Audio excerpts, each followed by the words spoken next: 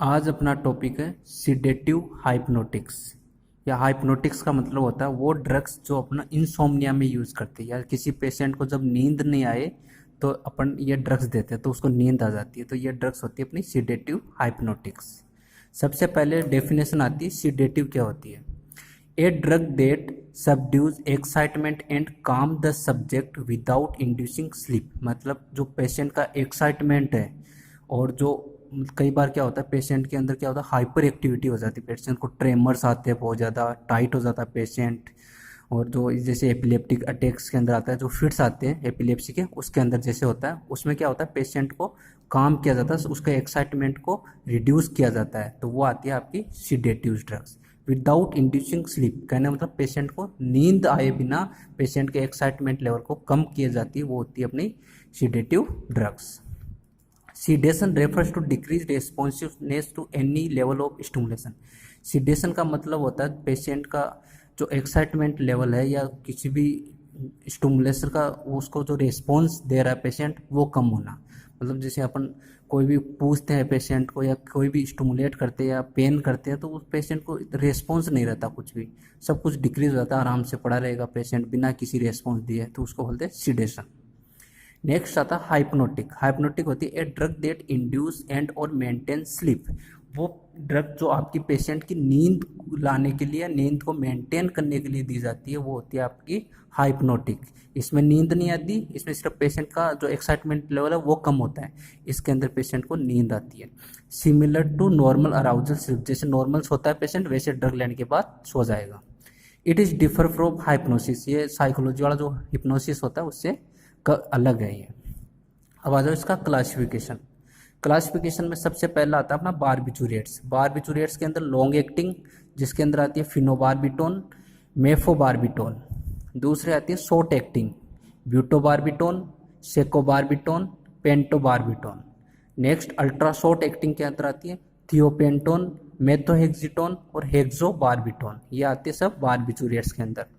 Next आता classification अपना benzodiazepines. Benzodiazepines के अंदर हाइप्नोटिक आता पहला, उसके अंदर आती है डाइजिपाम, फ्लोराजेपेम, नाइट्रेजेपेम, टिमेजेपेन, ट्राइजोलेम, मिडाजोलेम। ये सब आती है अपनी हाइप्नोटिक, जो कि सब क्लासिफिकेशन है बेंजोडाइजेपिन्स का। नेक्स्ट आता अपना एंटी एंजाइटी ड्रग्स। जो आपकी बेंजोडाइजेपिन्स है उसके अंदर जो ड्रग्स आपकी एंजाइटी को कम करने के लिए ली जाती है वो होती है डाइजिपाम, क्लोडाइजिपोक्साइड, ओक्साजेपेम, लोरेजेपेम, एल्प्राजोलेम। ये सब अपना आती है एंटी एंजाइटी ड्रग्स।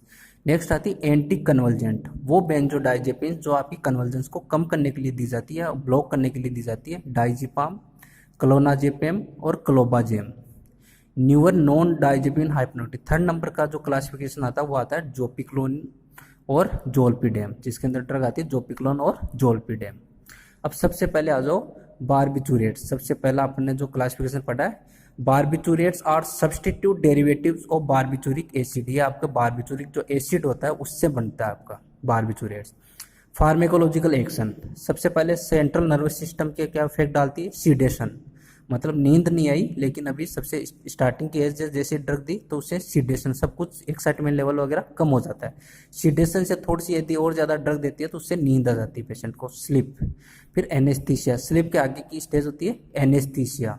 अपन ने देखा था बेंजोडाइजेपिन्स वगैरह ये जो है आपकी वो एनेस्थीसिया में भी यूज़ कर रहे हैं, तो स्लीप के बाद की स्टेज क्या होती है एनेस्थीसिया। एनेस्थीसिया वाले टाइम यदि ड्रग को कंट्रोल नहीं किया गया, आउटडोज होने की वजह से पेशेंट कोमा में भी जा सकता है और जाएगा यदि आउटडोज हो गई तो कोमा में चला गया, उसके बाद में पेशेंट की डेथ भी हो सकती है। तो ये हो गया सीएनएस के ऊपर इफेक्ट। यदि किसी अपन बारबिचूरेट की हाइप्नोटिक डोज देते हैं, मतलब 100 से 200 mg यदि किसी पेशेंट को देते हैं शॉर्ट एक्टिंग बारबिचूरेट की, तो उसकी वजह से क्या होता है shorten the time taken to fall asleep. जो नींद आने में जो टाइम लगता है, जैसे बेड पे लेटे हुए और उसके बाद में जो नींद आती है उसके बीच का जो टाइम होता है ना, वो आपका कम हो जाता है, इससे जल्दी से पेशेंट को नींद आ जाती है। एंड इंक्रीज स्लीप ड्यूरेशन, और जो स्लीप ड्यूरेशन वो भी इंक्रीज हो जाता है। जैसे किसी को 5 घंटे नींद आती है तो उसको 7-8 घंटे आराम से नींद आएगी। नेक्स्ट आता है अपना, इसके अंदर क्या होता है बारबिचूरेट्स के अंदर hangover, dizziness, distortion of mood, irritability and lethargy. Hangover मतलब होता है थोड़ा सा नशा टाइप का, इस ड्रग्स के बाद में इस टाइप का थोड़ा सा नशा सा रहता है पेशेंट को। मैं अकर्स भी मॉर्निंग आफ्टर नाइट डोज, जैसे रात को पेशेंट को ये डोज दिया अपने बारबिटूरेट ड्रग दी है, उसके बाद में क्या होता है पेशेंट को सुबह के टाइम हैंग ओवर टाइप का रहता है, थोड़ा अजीब सा रहता है, नशा सा रहता है, थोड़ा मूड स्विंग टाइप का रहता है पेशेंट का, उसको बोलते हैं हैंग ओवर। नेक्स्ट आते हैं यदि किसी पेशेंट को, ये तो हाइप्नोटिक डोज की बात हो गई, यदि सिडेटिव डोज देते हैं मतलब नींद नहीं आएगी पेशेंट को, सिर्फ पेशेंट सिडेशन रहेगा, एंजाइटी वगैरह कम रहेगी। Smaller dose of longer acting barbiturate, लंबे टाइम तक को काम करने वाले ड्रग की स्मॉल डोज देते हैं इसके अंदर। Given a day time can produce drowsiness, reduction in anxiety and excitability. वो क्या करती है आपकी सिडेशन करती है। सिडेशन के अंदर क्या होता है जो पेशेंट का एक्साइटमेंट है वो कम कर देती है और जो एंजाइटी वगैरह है वो कम कर देती है, लेकिन नींद नहीं आएगी। सिडेटिव डोज का मतलब यही है, नींद नहीं आती, लेकिन हिप्नोटिक डोज का मतलब होता है पेशेंट को नींद आएगी। फिर आता है रेस्पायरेशन। रेस्पायरेशन को ये क्या करेगी, डिप्रेस करके रखेगी, मतलब उसको जितना भी है रेस्पायरेटरी रेट वगैरह उसको सबको डिप्रेस कर देती है। Centre cardiovascular system, cardiovascular system के अंदर क्या करती है, decrease in BP and heart rate और बीपी को कम करने का काम करती है। यदि टॉक्सिक डोज दे दी अपन, यदि बहुत ज़्यादा जो आपकी थेरेपेटिक डोज से और ज़्यादा डोज देती है वो होती है टॉक्सिक डोज, उसकी वजह से फॉल इन बीपी मार्क्ड, बहुत ज़्यादा बीपी फॉल हो सकती है पेशेंट की। स्केलेटल मसल्स के ऊपर क्या करेगी, मसल्स का कॉन्ट्रेक्शन को ये रिड्यूस कर देगी, आपका जो न्यूरोमस्कुलर जो जंक्शन होता है वहाँ पे एसीएच का ट्रांसमिशन को कम कर देगी, उसकी वजह से एक्शन पोटेंशियल नहीं होगा, मसल्स का कॉन्ट्रेक्शन नहीं होगा और मसल रिलैक्स हो जाती है। किडनी के ऊपर क्या एक्शन करेगी, ये यूरिन फ्लो को रिड्यूस करती है, यूरिन फ्लो को या यूरिन आउटपुट को कम कर देगी, या तो बीपी कम करके या एडीएच रिलीज बढ़ा के। आपको पता है एडीएच रिलीज जब भी होता है कलेक्टिंग ड्रग से जो वाटर वापस से रीअब्जॉर्ब हो जाएगा, तो वाटर रीअब्जॉर्ब हो जाएगा तो यूरिन कम बनेगा, यूरिन कम बनेगा तो यूरिन फ्लो भी कम हो जाता है। नेक्स्ट आता है इसकी फार्मेकोकाइनेटिक्स, बारबिटूरेट्स है उसकी pharmacokinetics. Barbiturates are well absorb from the GIT tract, आपकी जीआईटी ट्रैक्ट से वेल एब्जॉर्ब हो सकते हैं। Rate of entry into CNS, CNS के अंदर एंट्री इसकी लिपिड सोल्युबिलिटी डिपेंड करता है। आपको बताया था यदि हाईली लिपिड सोल्युबल ड्रग होती है वो ब्लड ब्रेन बैरियर को आसानी से क्रॉस कर जाती है, और जो नॉन लिपिड सोल्युबल ड्रग होती है ब्लड ब्रेन बैरियर को क्रॉस नहीं कर पाती है। Drugs are primarily metabolized in liver, liver के अंदर मेटाबोलाइज्ड होती है। अब मेटाबोलिज्म की कौन कौन सी प्रोसेस होती है, ऑक्सीडेशन के थ्रू होती है, डीएल्किलेशन के थ्रू होती है और कंजुगेशन के थ्रू होती है। प्लाज्मा टी आप इसका 12 से 40 घंटे होते हैं। एक्सक्रीशन ये मेनली यूरिन के थ्रू होती है। इसके एडवर्स इफेक्ट होते हैं hangover, mental confusion, idiosyncrasy, hyper sensitivity, tolerance and dependence. ये अपन ने जब एडवर्स इफेक्ट पढ़े थे स्टार्टिंग में बेसिक के अंदर, उसमें आ गया सब कुछ। एक्यूट बारबिटूरेट पॉइजनिंग, यदि बारबिटूरेट ड्रग बहुत ज़्यादा बॉडी के अंदर चली गई तो उसकी वजह से जो पॉइजनिंग होती है उसको बोलते हैं acute barbiturate poisoning. Lethal dose depend on lipid solubility, lipid solubility पे डिपेंड करती है इसकी लिथल डोज, या इसकी जो एडवर्स इफेक्ट आते हैं या जो इसके पॉइजनिंग इफेक्ट आते हैं वो इसकी लिपिड सोल्युबिलिटी। यदि हाईली लिपिड सोल्युबल ड्रग है तो उसमें कम डोज ही आपकी पॉइजनिंग करवा सकती है। यदि लो लिपिड सोल्युबल है तो वो अंदर ब्रेन वगैरह के पास कम पहुंचेगी, तो उसकी हाई डोज की जरूरत पड़ती है पॉइजनिंग करवाने के लिए। इट इज़ 2 से 3 gram for the more lipid soluble, ज़्यादा लिपिड सोल्युबल वाला ड्रग है तो उसके लिए 2 से 3 ग्राम ही काफ़ी होती है।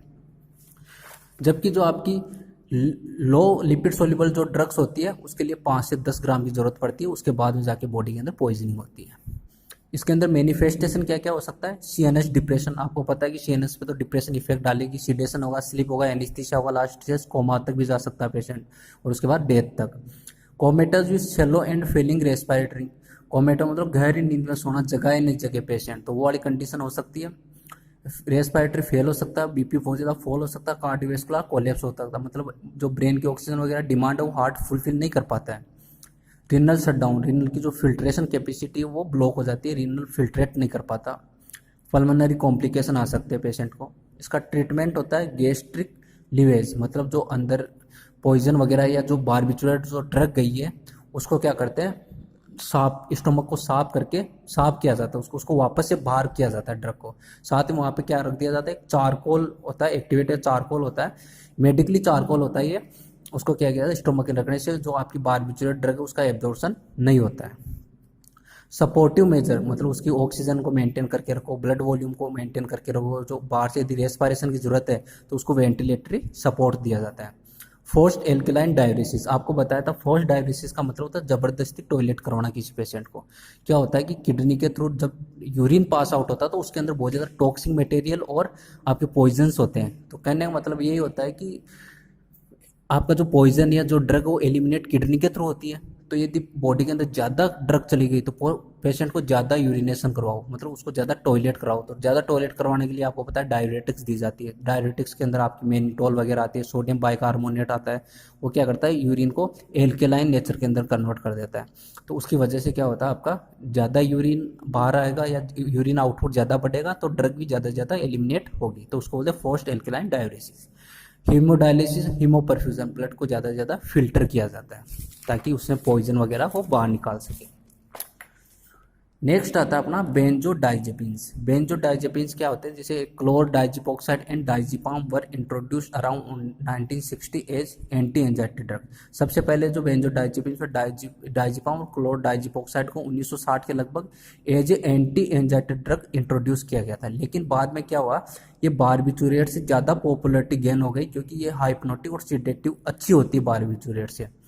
बारबिटूरेट से हिप्नोटिक और एज ए सिडेटिव ये अच्छी होती है। क्यों होती है, benzodiazepines have a high therapeutic index. इसका जो थेरेपेटिक इंडेक्स होता है वो हाई होता है, मतलब इसके नुकसान कम होते हैं और थेरेपेटिक इफेक्ट अच्छे होते हैं, इसके फायदे ज़्यादा होते हैं।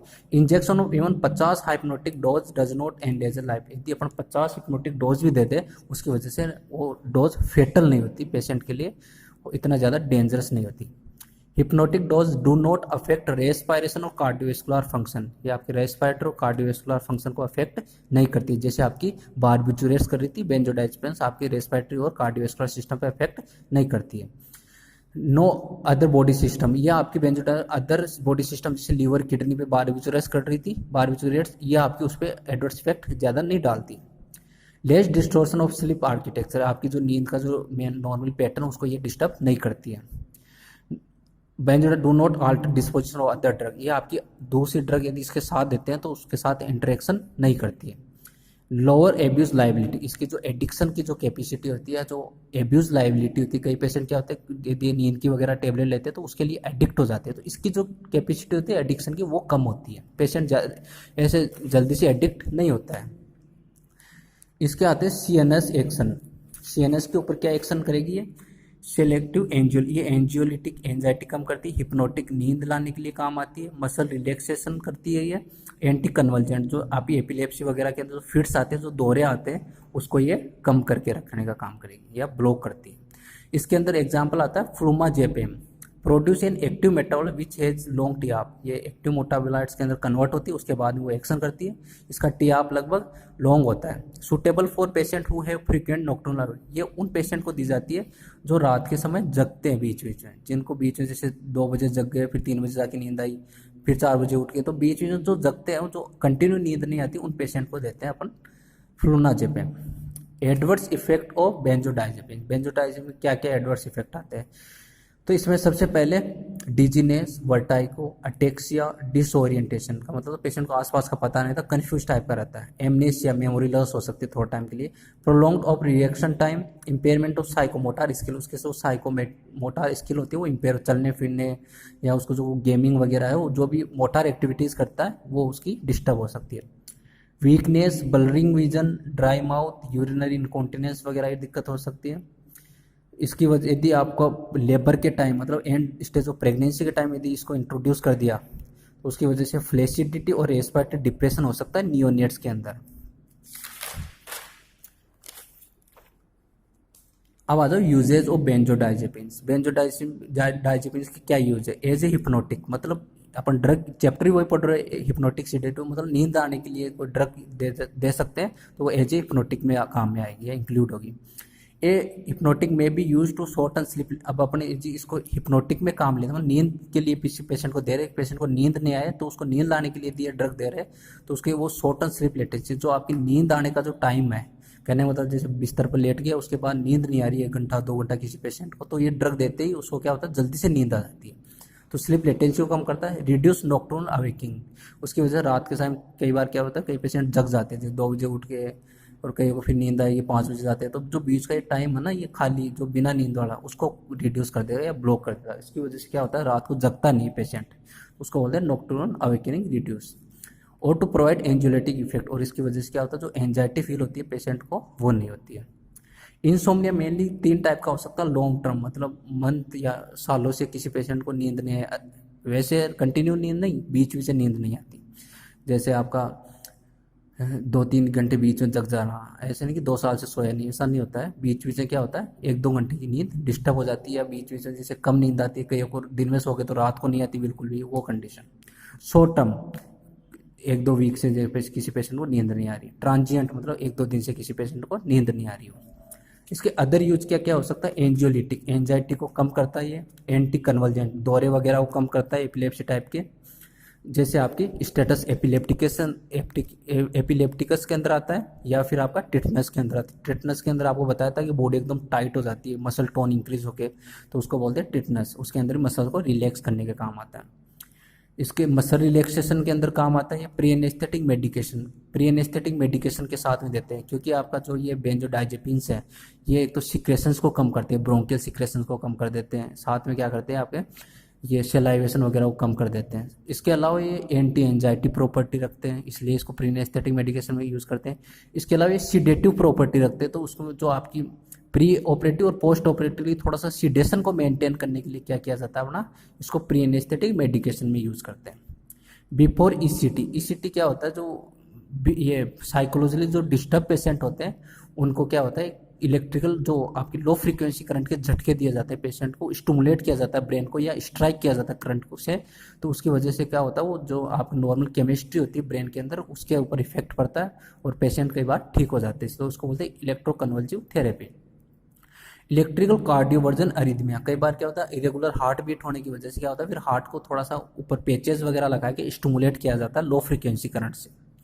कार्डियक कैथेटराइजेशन वगैरह के अंदर अपन इसको यूज करते हैं।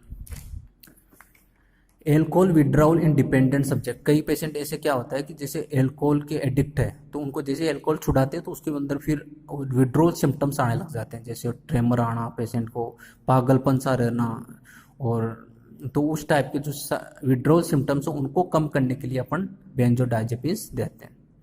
अलोंग विथ एनाल्जेसिक, एनाल्जेसिक के साथ NSAID वगैरह के साथ, स्पाज्मोलिटिक ड्रग्स के साथ देते हैं अपन इसको, एंटी अल्सर ड्रग के साथ भी अपन इसको प्रिस्क्राइब्ड करते हैं।